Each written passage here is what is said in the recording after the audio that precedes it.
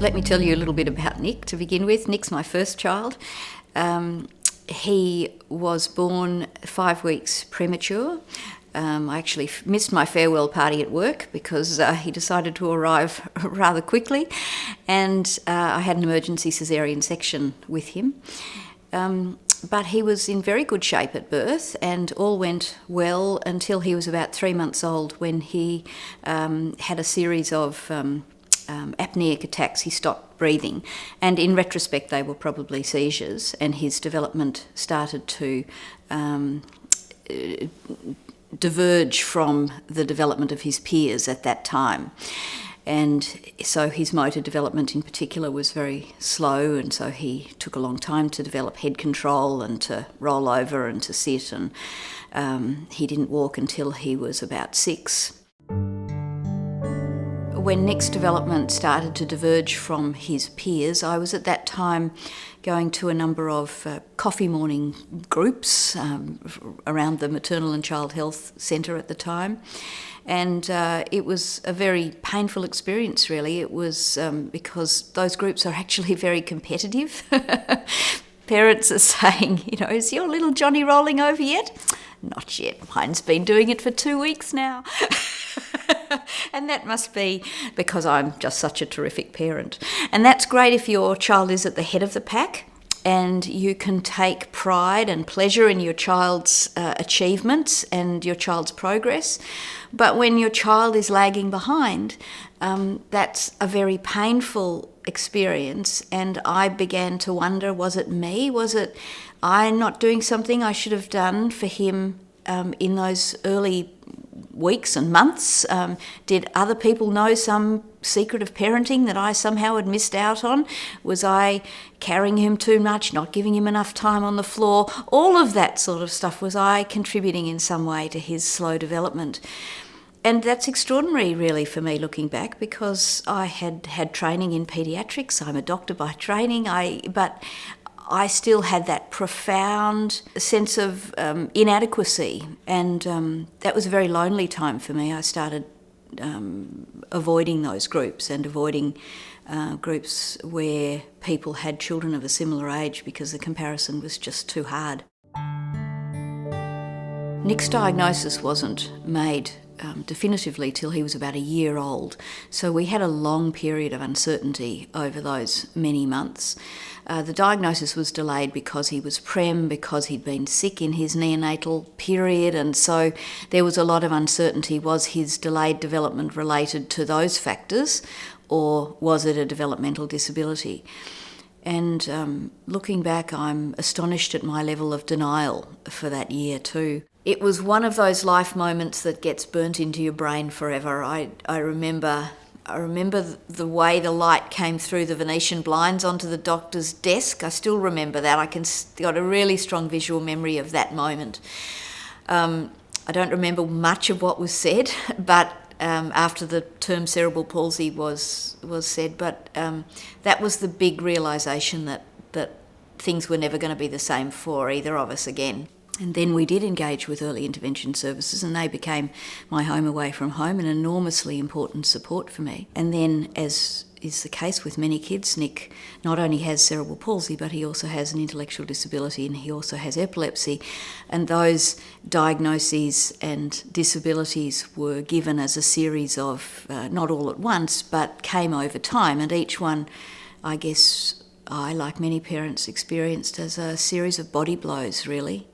I had learned a lot from Nick about how to adapt and how to be flexible and how to always think about the opportunities that came with change rather than focus on what was being lost. He decided he wanted to be an independent young man. Absolutely understandable, but difficult when you have cerebral palsy and you can't. He can't do the things required for his personal care. He can't manage toileting on his own. He can't wash himself. He can't clean his teeth or brush his hair. Or cut his nails. All those little things that are intimate tasks that we assume that we can do. We take for granted that they are part of our independence. Nick couldn't do those things. and he didn't want his mum to do them anymore this was in his early 20s. And he started to push me away and started getting very angry with me and irritable with me. And later he became very aggressive with me and injured me on a number of occasions, all because he's saying, "Back off, Mum, I want to do this on my own now." But he couldn't. We had many different struggles over power. Things like when I turned the television off, he got very angry with me. When I told him to go to bed, he'd get very angry with me. But the fundamental issue was that Nick wanted to grow up. He wanted to be an adult. He wanted to have an independent life. That was very difficult for me to provide for him because he needed so much care, and I really needed help. And he needed help. He needed a way of having his own life apart from the family. So that was the time when I put his name on the list for accommodation. And at the time it was a very difficult decision. I certainly felt that that I was letting him down, that I was not providing the care or abrogating my responsibility or rejecting him but I took some solace in the fact that I knew that the waiting lists were very, very long and that I was unlikely to be able to be offered something terribly quickly. So in a way, although that was a very difficult time, and we did in fact wait for, I think it was nearly 3 years, and it was a very difficult time, when the phone call came to offer him the place, that was a devastating time. It was so confronting. It was so confronting that I didn't return the phone call the first time that she rang. I just couldn't imagine how I could go forward with this plan. But it was unsustainable at home as well. So, it was just, I think probably I was so tired and I was so worn down that made it even more difficult to make a decision about it. It started off reasonably well. We had a slow transition, and within 2 weeks of Nick spending time at the house and having some time away from me, his behaviour towards me just transformed completely. He was then happy to come home in the weekends. He was happy to be cared for by me, and we could enjoy each other's company again. I think the culture in the house at the time was one where there was a lot of focus on the domestic chores, on the cleaning of the house, the doing the laundry, cooking and doing dishes. And the house always looked fantastic. But there was very, very little engagement with any of the residents, let alone Nick. At the time, he needed to have communication tools created for him. And I was doing that, and the staff in the house were not getting to know him well enough to do that. And frankly, there was so much change in the house, so many staff changes, that people weren't that interested. I guess people were just coming to do their job, and really the nuts and bolts of the job was consuming enough for people without extending their focus to what I considered was pretty fundamental, which was communication. The relationship between the family, mostly me, and the house deteriorated pretty quickly over that year, and pretty seriously. I lost trust really in them. People would be promising things and then they would either leave or things just wouldn't happen. And in particular, I'm thinking about the development of communication tools for Nick. I don't know, it seemed like we were just not able to find a common ground to communicate on. I think that as I became more anxious and more demanding and probably more strident, I began to be seen as the neurotic mother, the demanding mother, the problem parent, the stirrer in the house. One of the things I found really difficult was that the staff didn't respect my knowledge of Nick. I'd spent 23 years living and breathing the same life as him. And yet they didn't seem to believe that I knew his pattern of abilities and the areas that he had difficulty in. It's very easy to see what he can't do. It's harder to see what he can do. And the area that was most painful and made me most angry was the fact that they thought that I was overestimating his communication, that they almost thought that I was making it up when I was communicating with him, because I know how to pay attention to his facial expression and his body language. I know how to put myself in his space so I can see the world through his lens and what's happening to him and what's important to him at that time. And so I can often work out what he is saying and then check it out with him. I remember one day when I was particularly worried about Nick, I rang one afternoon to see how he was, and somebody I'd not met answered the phone, and I said, "It's Nick's mum here. Could you tell me how Nick is today?" And he moved a little away from the phone and called out to whoever the other staff member was, "Oh, it's Nick's mum here. She wants to know how Nick is." "Which one's Nick?" Which didn't, of course, make me feel that anybody knew Nick. They didn't even know which one Nick was, let alone how to communicate with him, let alone how to care for him or to provide him with a life that was worth living. That's what he was meant to be having at this house, an independent adult life. He was going from a very engaged time at the day program where people knew him, his friends were there, his girlfriend was there, and he would go from this very happy, very engaged place where he was well understood back to a home where there was nothing happening. And nobody understood him. So, I mean, of course he didn't want to leave. So he, of course, got the reputation for challenging behaviour, disturbed behaviour. And I, of course, was being labelled as the demanding neurotic mother. So there was a very negative attitude towards us that developed in the house. That actual behaviour where he was not wanting to get on the bus began to generalise to other bus trips, so that even bus trips that were going on within the day program, he started to refuse to get on the bus. So it started to become a bigger problem. And then somebody started saying that they wanted him to have seatbelt restraints to make sure that he wouldn't get up when he was in the bus. And another staff member said that she thought that we should consider medication for him. I mean, not only did I not trust them to care for my son, both physically and emotionally, I nearly took him home many times, but I knew that if I did that, I'd just be back at the beginning of where we were before. So I thought many times about making formal complaints, and I guess I was a bit nervous about doing that in case it rebounded on Nick in some way or came to compound the very negative feelings that people had about Nick and about me at that time. Communication was breaking down. So it means that the trust between me and the people who are caring for him has to be there, or I'm feeling that I've put my son in a situation that is unsafe for him, and that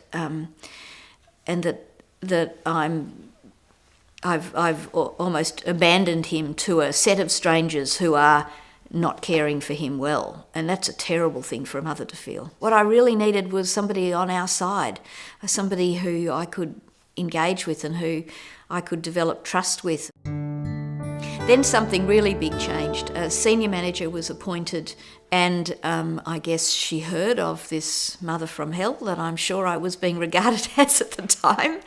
And she reached out to me and rang me and introduced herself, which was fantastic. And then we arranged to meet, and I imagine that I was pretty prickly and hostile. I imagine that I was pretty uncompromising and critical of the staff. But she was very gentle with me at that time and just listened. She invested a lot of time in our relationship. She invested a lot of time listening to me. I guess I felt that I hadn't been heard, that my concerns about Nick hadn't been heard, that Nick hadn't been heard. Neither of us had been heard. I just rang up and introduced myself and said, hi, I'm the new manager. And I think we I felt as if we had at least a rapport to start with. But I think I on a level as being a mum, and just wanting to hear Jane's story. And I was interested to know, you know, what Nick's life had been like, and what Jane wanted for Nick in the future. The big change for us happened when Michelle came on the scene, and she did two really important things. The first is she built trust with me through spending time and listening to me and validating my concerns, and I felt heard, I felt believed, and I felt supported. And that decreased my level of anxiety and my level of hostility enormously. The second thing she did was to institute changes in the house that needed to be, the things that needed to be changed were changed. I know that I'd set up a very complicated system of when Nick was going to be home with me and when he was going to be at the house, and because I wanted him to have some weekends at the house and some at home. And I can see now that was very, very difficult for the staff to follow. But I guess they, by that stage, were too... they didn't feel they could say that's not going to work to me. You know, I was already too hyped up and critical for them to be able to take me on, as it were. But Michelle could. And when she saw it, she said, well, that's not good. You know, this is a disaster waiting to happen, you know. But you were filling the gap, I think, too, of what you felt. You know, you were trying to help the staff by developing those things. I gave it but to it them. was but it was too complicated. I didn't understand the way that the staffing really worked, and you helped me see their perspective. And then I could see it, and we could develop something that was much more sensible. But it's just a matter of seeing each other's perspective. And I really just needed to tell my story and to be believed that I wasn't a troublemaker. I was only trying to care for my child. Because although Nick was an adult, he's a vulnerable person, and so all my maternal instincts are about caring for him and protecting him. And a bit like a lioness when it's protecting their cub, I think I became a bit fierce. But it was out of fear for my child. And for her to be able to come and to listen to that and to hear the message behind the criticism and the attack, that it was really about fear, was very cathartic and very healing for me. Michelle listened to me and helped build a bridge of trust, really, between me and the service system. Again, she made sure that there was a person to whom we could relate on a regular basis, a sort of a worker that was Nick's worker, that would be the person who held his knowledge and had his focus, and with whom I could talk rather than buck passing between all the staff. Somebody I could train to develop communication tools and then would be responsible for the development of those tools. One of the really positive things that happened after Michelle became involved was the development of a support plan for Nick, and the family, the day service and the house were all involved in developing the support plan, and it was a fabulous way of getting everybody on the same page, everybody deciding on priorities and goals, and everybody working towards those goals together. It also enabled me to provide the information about Nick's care. The things that I had provided in a series of emails could be gathered together and put in a plan so that was readily accessible to any staff member working with Nick. So I found that process of developing a plan a very positive thing, both in terms of me being able to share the information I have about Nick and with any staff member working with him, and also for us all to be working together, the house, the day service and the family to be working together to meet the priorities that we put in place for Nick.